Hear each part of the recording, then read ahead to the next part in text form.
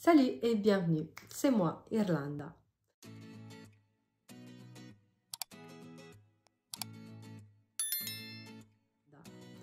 Aujourd'hui, c'est une vidéo un peu différente parce que j'ai le Covid ou la Covid. On dit le Covid ou la Covid en français. Je vais en profiter pour qu'on voit ensemble le vocabulaire donc de la santé. Alors, on va commencer justement par comprendre pourquoi des fois on lit ou on entend le Covid et des fois la Covid. Qu'est-ce qui est juste en fait? Déjà, ça dépend des différents pays francophones parce que par exemple au Canada, vous entendrez la Covid. D'accord? Alors qu'en France, finalement, l'utilisation, c'est surtout au masculin, le Covid. Pourtant, l'Académie française précise qu'elle est d'accord sur le nom féminin. Donc, la Covid. Pourquoi? Parce qu'on parle en fait de la maladie. Donc, on dit la Covid. Alors que le Covid, c'est donc quand on parle du virus. Le virus, c'est masculin. Donc voilà, j'ai le Covid, moi et en fait toute la famille, mes enfants et mon mari. Donc comme on sait, c'est un virus qui est très contagieux. Hein? Donc on dit que c'est contagieux. Donc quand on ne se sent pas bien, qu'on a quelque chose, en français on dit « je suis malade ». Donc c'est quand on a quelque chose, quand on a des symptômes. On peut avoir le virus et ne pas avoir de symptômes. Donc on dit qu'on est asymptomatique. Asymptomatique. Je connais des gens qui ont été asymptomatiques. Ce n'est pas mon cas. Donc moi, j'ai quand même eu des symptômes. Rien de grave, heureusement. C'est en réalité mon fils qui a commencé à avoir un petit peu de fièvre, mais donc c'est quelque chose de très léger, donc 37 et demi. On a tout de suite contacté la pédiatre qui nous a conseillé bien sûr de faire un test. On a fait donc immédiatement un test antigénique. À ce moment-là, je n'avais aucun symptôme, je me sentais très bien, mais tout de suite, mon fils et moi, on était positifs. Donc, je n'avais pas encore de symptômes, ça n'est pas venu immédiatement. J'ai commencé à me sentir un peu fatiguée. Bon, mon fils, après, ça allait mieux. Donc, en réalité, j'ai commencé à avoir des symptômes, disons, 24 heures plus tard. Ouais.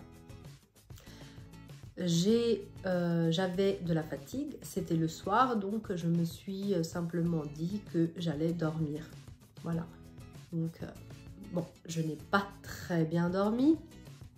Parce que mon fils se réveillait souvent, ma fille aussi, puisque ma fille a également commencé à avoir elle aussi des symptômes. Ma fille avait très mal à la tête, donc elle c'était vraiment le mal de tête. Moi aussi, j'ai ensuite commencé à avoir un petit peu mal à la tête.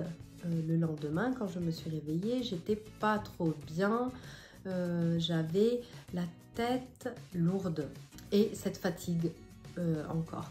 Donc j'ai passé la journée à me reposer, à dormir. J'avais très froid. Voilà, oui, ça j'avais très froid. J'avais des frissons. Je n'arrivais pas à me réchauffer. J'étais vraiment sous les couvertures. Je voulais seulement dormir. J'avais vraiment besoin de dormir. Donc j'ai passé une journée comme ça, très fatiguée, avec des frissons. Mais donc ça c'est ça en fait ce que j'ai eu moi. Après le lendemain, donc j'ai bien dormi la nuit, là j'ai très bien dormi et le lendemain bah, je me sentais mieux. Voilà, c'était bien, c'était passé, ma fille aussi, mon fils aussi. Donc après c'est mon mari qui a eu la même chose mais quelques jours après, mais pareil. rien de lui. Alors, ah oui, moi j'ai eu 37, 37 et demi, et puis c'est tout. Mon mari n'a pas eu du tout de fièvre. C'était même très bas, je dirais, la température. Donc, on dit prendre la température quand on doit voir si on a de la fièvre ou pas.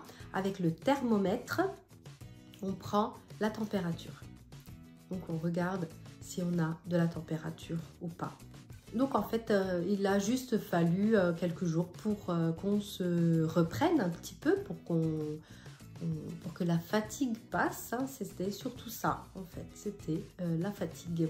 Alors, on n'a pas eu donc d'autres symptômes, mais effectivement, quand on n'est pas bien, quand on est malade, on peut avoir d'autres symptômes. Ça dépend des personnes, hein. J'ai remarqué qu'il n'y a pas vraiment de symptômes qui sont bien précis. Enfin, je sais pas, moi je parle vraiment du côté, je vous raconte mon expérience à moi. Donc, je ne peux pas dire quels sont les symptômes et quels sont, bien sûr. Mais donc, en général, quand on n'est pas bien, quand on est malade, donc qu'est-ce qu'on peut avoir? On peut avoir de la fièvre, mais on peut aussi avoir mal à la gorge. Hein.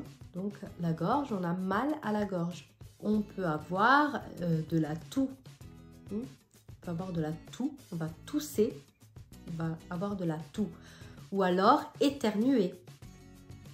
Éternuer, quand on a un rhume, on éternue.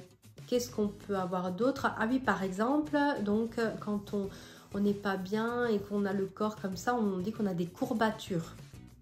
On n'est pas bien, on a des courbatures, des douleurs comme ça. Où on a un rhume, où on a la grippe, hein, avoir la grippe. Et par exemple, quand on a une très forte fièvre, on dit qu'on a une fièvre de cheval. Hein, ça, c'est une expression, hein, avoir une fièvre de cheval. Heureusement, ça n'a pas été mon cas. Voilà, donc je vais m'arrêter là.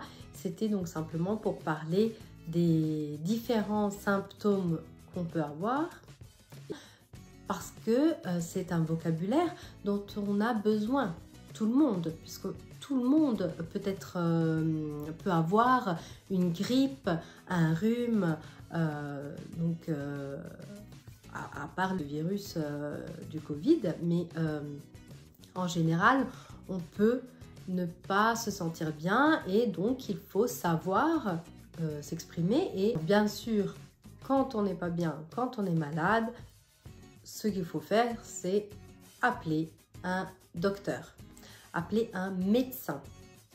C'est plus juste de dire médecin en réalité.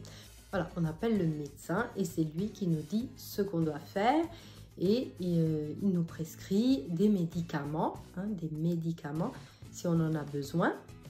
Voilà, donc je pense que j'ai tout dit.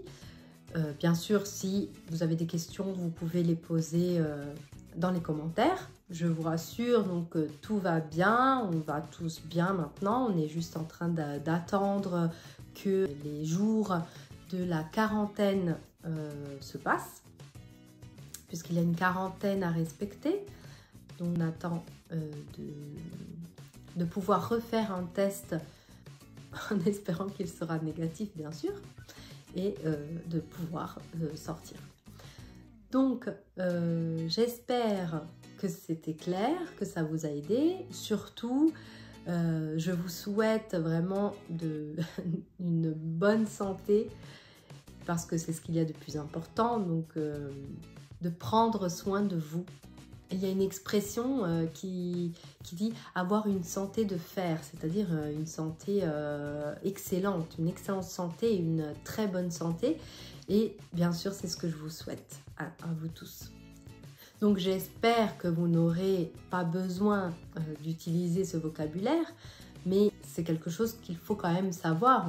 Aussi pour ceux par exemple qui doivent passer ou qui veulent passer le DELF, il y a aussi le thème de la santé est possible. Donc voilà, c'est tout. J'espère que cette vidéo vous a plu. N'hésitez pas à liker la vidéo et à vous abonner si ce n'est pas encore fait. Merci, à très bientôt.